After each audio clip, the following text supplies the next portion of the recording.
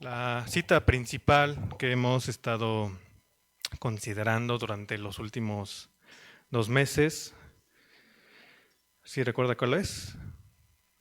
Se encuentra en Juan, capítulo 10, versículo 9, que dice: Jesús dijo: yo soy la puerta, y el que por mí entrare será salvo, y entrará y saldrá y hallará pastos. Cuando nosotros pasamos por momentos difíciles, por momentos complicados, ya sea de enfermedad, ya sea problemas laborales, emocionales, puede que estemos pasando por separaciones, por la muerte de algún ser querido. Lo que hacemos es buscar alguna salida. Buscamos una puerta, un lugar, algo o alguien que pues, nos salve, ¿no? Y nos quite ese mal momento que estamos atravesando. Y muchas veces las decisiones que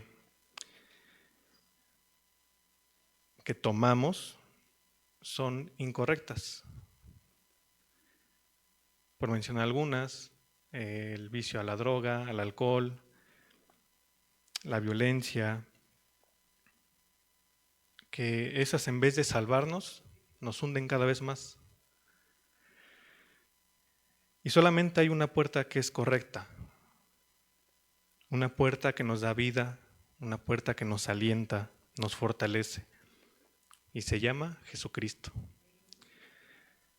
Todo lo que nosotros decidamos a través de Jesús y en esa obediencia a Él, a sus mandamientos, será una bendición. Yo creo que todos de aquí hemos escuchado la expresión así lo quiso Dios. Es una expresión bastante común. Y es una expresión que tiene mucho contenido, a veces de satisfacción, pero la mayoría de las veces es de resignación. Decimos, bueno, pues Dios quiso, o yo intenté, pero Dios no quiso. Entonces, en esa expresión hay más resignación que satisfacción. A veces nosotros queremos resolver las cosas en nuestras propias fuerzas, a nuestro propio método, y como no podemos, dejamos como última opción a Dios. Y entonces ahí es cuando decimos, pues que se haga lo que Dios quiera. Pero así no son las cosas. Antes de tomar alguna decisión, cualquier decisión, en cualquier aspecto de nuestra vida, lo primero que tenemos que hacer es ir al Padre, a nuestro Padre. Platicarle lo que nos pasa, platicarle, sí, también nuestros anhelos, nuestros deseos. Incluso le podemos decir, mira Señor, me aconsejan esto, pero ¿tú qué me dices? El escuchar a Dios, pero no solamente escucharlo, porque todos podemos escuchar. Lo importante es obedecer a Dios, lo que Él nos dice. Nuestra confianza, nuestra fe es creer que las cosas pasan porque Dios es un Dios soberano. Y si algo pasara sin que Dios lo provocara, entonces Dios no sería el soberano absoluto. La palabra dice que ni una hoja de los árboles se mueve, si no es por la voluntad del Señor. Entonces Dios está en control de absolutamente todo lo que pasa. Dice ahí en Génesis 7, unos versículos más adelante, en el versículo 22, dice, todo lo que tenía aliento de espíritu de vida en sus narices, todo lo que había en la tierra, dice, murió. Y el versículo 23, así fue destruido todo ser que vivía sobre la faz de la tierra, desde el hombre hasta la bestia, los reptiles y las aves del cielo, y fueron raídos de la tierra, y quedó solamente Noé y los que en él estaban, y los que con él estaban en el arca. Dice, solamente quedó Noé y los que estaban con él en el arca. Dios, por medio de Noé, le dijo al pueblo que iba a mandar un diluvio. Y iba a mandar un diluvio para destruir la tierra, destruir la maldad que había en ella. Pero lo curioso es que no le creyeron a Noé. Decidieron no hacerle caso, incluso como que lo tiraban de loquito. Y dice la Escritura que Dios cerró la puerta. Lo veíamos hace 8 días. Dios cierra la puerta. Y la consecuencia por no haber creído lo que Noé les decía es que murieron. Y hoy Dios nos dice, ¿entras? ¿Decides caminar conmigo o no? ¿Quieres vivir o quieres morir? Dios es tan poderoso y tan soberano que decidió darle a los humanos algo que llamamos libre albedrío. El libre albedrío es la creencia de aquellas doctrinas filosóficas según las cuales las personas tienen el poder de elegir y tomar sus propias decisiones. Lo que determina las acciones y las consecuencias en nosotros los humanos no es el destino, sino es el libre albedrío. Dios usó su soberanía para generarle al hombre un espacio donde decidiera qué hacer. Entonces, el libre albedrío es la forma teológica de decir libertad para decidir. Es cierto que nada puede ocurrir sin que lo haya decidido Dios. Es Dios el que decide qué pasa o qué no pasa. Si me acompaña a 2 Corintios, capítulo 5, versículo 10. Segunda carta a los Corintios, capítulo 5, el versículo 10. Y dice, porque es necesario que todos, dice todos, sean incrédulos, sean ateos, creyentes, dice todos. Porque es necesario que todos comparezcamos ante el tribunal de Cristo para que cada uno reciba según lo que haya hecho mientras estaba en el cuerpo, sea bueno o sea malo. El juicio de Dios es un juicio justo, por lo tanto, seremos juzgados por las cosas que cada uno de nosotros decidió hacer mientras estuvo en el cuerpo. Y dice, sean cosas buenas o cosas malas. Los resultados de las elecciones fue que Dios lo quiso así, pero por medio de la democracia. La democracia es ese sistema donde manda la mayoría del pueblo. Dios pone reyes y Dios también los quita. Él determina quién será el próximo rey. Y en la mayoría de los casos, un rey se pone o se quita pues cuando muere el que está gobernando. ¿Y quién decide cuando esa persona muere? Dios. Y normalmente lo reemplaza uno que nació en esa familia, el príncipe llamamos. ¿Y quién decidió que naciera en esa familia? También Dios. Entonces Dios quita y Dios pone reyes. Pero también la Biblia habla de varios momentos democráticos.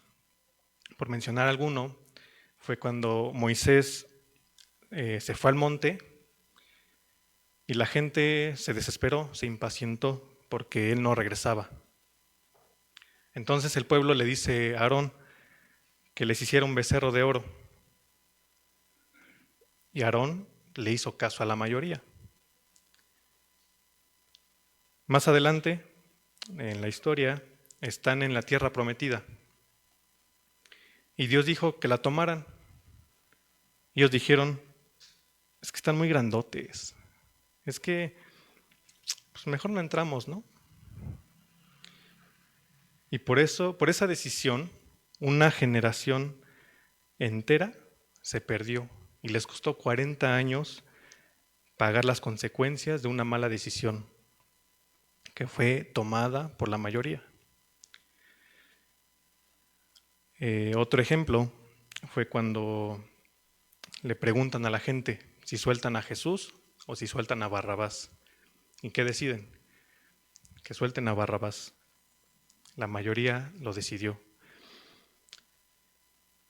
Dios en su absoluto poder, en su soberanía, le dio ese espacio a los humanos para que tomen decisiones. Y Él también respeta las decisiones que tomamos. Pero así como respeta las decisiones que tomamos, respeta las consecuencias que eso conlleva. En el primer libro de Samuel tenemos un ejemplo. Ahí narra la historia del pueblo de Israel pidiéndole a Samuel un rey. Pero dice que esto no agradó a Samuel y entonces él oró a Dios. Dios le dijo, oye al pueblo lo que te dice el pueblo, en todo lo que te digan. Dice, porque no te han desechado a ti, sino a mí me han desechado, para que no reine sobre ellos. Entonces Samuel les advirtió sobre todo lo que pasaría ante esta mala decisión. Pero el pueblo decidió no escucharlo, no hacerle caso. Ellos solo querían ser como los demás, hacer a un lado a Dios.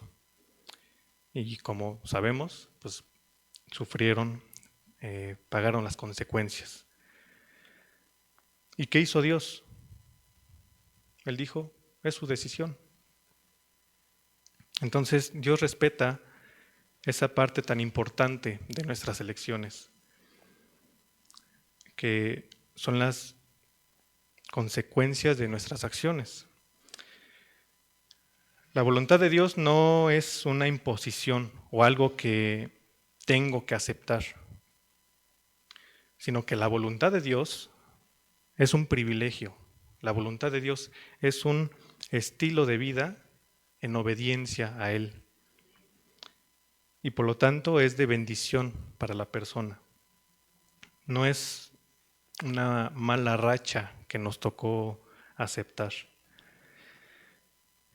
Romanos 12, versículo 1, versículo 2, dice, así que, hermanos, os ruego por las misericordias de Dios que presentéis vuestros cuerpos en sacrificio vivo, santo, agradable a Dios, que es vuestro culto racional. No os conforméis a este siglo, sino transformaos por medio de la renovación de vuestro entendimiento, para que comprobéis cuál sea la voluntad de Dios, agradable y perfecta. Entonces, eso que tengo que hacer para vivir en santidad se llama sacrificio.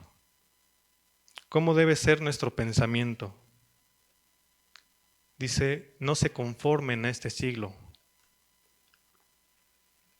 Usted está pensando igual que sus vecinos, usted está pensando igual que sus compañeros de trabajo o sus compañeros de la escuela que no son creyentes. Usted tiene que pensar diferente, porque Cristo se está formando en usted. Dice que somos transformados por medio de la renovación de nuestro entendimiento. Cada vez que vamos a la palabra, escuchamos o una enseñanza, una predicación, y nos damos cuenta que a lo mejor estamos actuando mal. Lo que deberíamos hacer es cambiar, hacer un ajuste en nuestra manera de pensar. A eso se le llama renovar el entendimiento. Y luego dice, para que comprobéis cuál sea la buena voluntad de Dios, agradable y perfecta. Entonces, la voluntad de Dios no es una cosa que nos toca aguantar de una mala gana, sino que es un privilegio. Es una meta a la que cada uno puede llegar y puede llegar ajustando su manera de vivir, su manera de pensar, obedeciendo la palabra de Dios y llegando a vivir lo único que es bueno, perfecto y agradable, que es la voluntad de Dios. En el libre albedrío lo importante son las decisiones que tomamos en esa obediencia y conforme a la voluntad de Dios. Y para que sea lo que Dios quiera, pues debemos hacer lo que Dios quiere. Si alguien no está haciendo lo que Dios quiere, lo que le pase no es porque Dios lo quiso, sino es consecuencia de sus malas decisiones. No es que se pasa el semáforo y ya, lo que Dios quiera. Hay una consecuencia por eso. La voluntad de Dios no es una imposición para cualquiera, sino que es un privilegio para aquellos que hemos decidido cambiar, nuestra manera de vivir, nuestra manera de pensar. Nosotros podríamos decir, ahora que conocemos, he hecho las cosas como Dios quiere que las haga. Y entonces lo que me ocurre va a ser voluntad de Dios, sea agradable o incluso puede ser desagradable para mí. Haciendo la voluntad de Dios también nos pueden pasar cosas contradictorias. Jesús y sus discípulos se encontraban en el mar de Galilea y les dice que pasen al otro lado, pero había una gran tempestad. Ellos llevaban horas tratando de avanzar y sintieron que se iban a morir ahí. Las circunstancias iban en contra de ellos y ellos solamente obedecieron. ¿Y qué pasó después? Jesús vino con ellos, calmó la tempestad y los pasó al otro lado. Al final todo salió bien. El mismo Señor dijo, en el mundo tendrán aflicciones, pero confíen porque yo he vencido al mundo. Quiere decir que hay una sola manera de que el Señor nos haga victoriosos sobre las pruebas. Y esa manera es que haya pruebas. Entonces, aún haciendo la voluntad de Dios, déjeme decirle que sí, vamos a pasar dificultades. Absolutamente todo se trata de tomar decisiones, teniendo en mente que Dios no se equivoca y que Él lo conoce absolutamente todo. Y así que si mi vida está basada en obedecer su voluntad, yo puedo ir seguro, puedo ir confiado, viviendo en su perfecta voluntad, y con eso lo estoy glorificando a Él. Al estar haciendo lo que Dios quiere, sabemos que lo que pasa es porque Dios lo quiso. Y si Dios lo quiso, Él nos sacará victoriosos de todas las pruebas y lo va a hacer de una manera en la que estemos fortalecidos, siendo mejores cristianos, mejores personas. Al final de la prueba podríamos decir, sí, fue duro, pero qué bueno que pasé por esto, porque por eso Dios nos da la victoria. y está formando a Cristo en nosotros. Dios es fiel, así que confiemos en Él, obedezcamos su palabra, ocupémonos en hacer su voluntad y dejemos que Él nos saque de esas tormentas que vengan. Él no nos pone algo que no podamos hacer para después venir a castigarnos. Él quiere nuestra salvación. Y entonces, si te da una orden para hacerla, Él se asegura de que estás en esa capacidad de cumplir esa orden. Además, tenemos al Espíritu Santo, que nos guía en cada una de nuestras decisiones, ilumina nuestros caminos. Puede cumplir con una orden, un mandato de una dificultad 10. Primero Dios nos pone una dificultad de número 2. La cumples. Ahora una dificultad 5. La vuelves a cumplir. Dios primero pone a prueba nuestra obediencia. Eso es lo primero que pone a prueba. Ver si obedecemos. Y Él lo hace de muchas maneras antes de revelar su voluntad. Hay personas que quieren saber la voluntad de Dios en alguna circunstancia.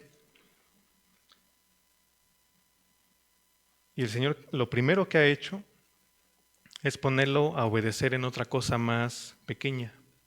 Y hasta que no obedecen, Dios no revela su voluntad. Si Dios les revela su voluntad a alguien que no obedece, pues lo está condenando a ser castigado. La voluntad de Dios es un privilegio para los que estamos en el proceso de la obediencia. Hemos visto que Dios abre puertas y que nadie más la puede cerrar.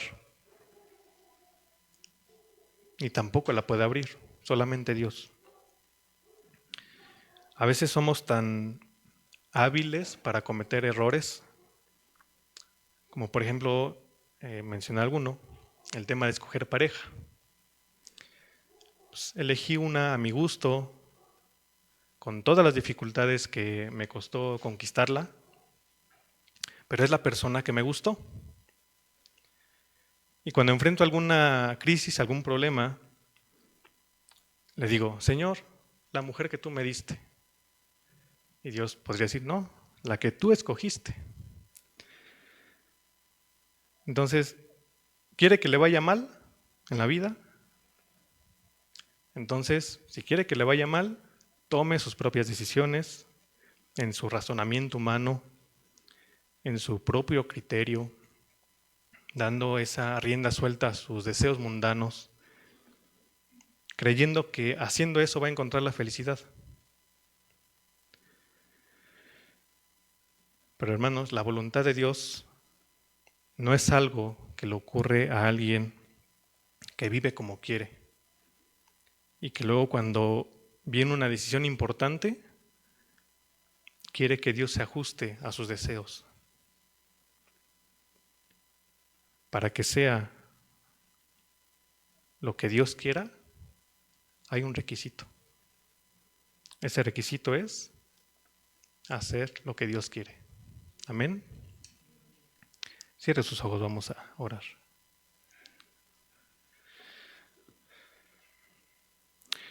Señor Jesús, en esta hora te agradecemos por esa oportunidad que nos das de seguir considerando tu palabra. Gracias, Padre, porque tú nos sigues instruyendo, nos sigues enseñando, mostrando qué es lo que quieres que hagamos.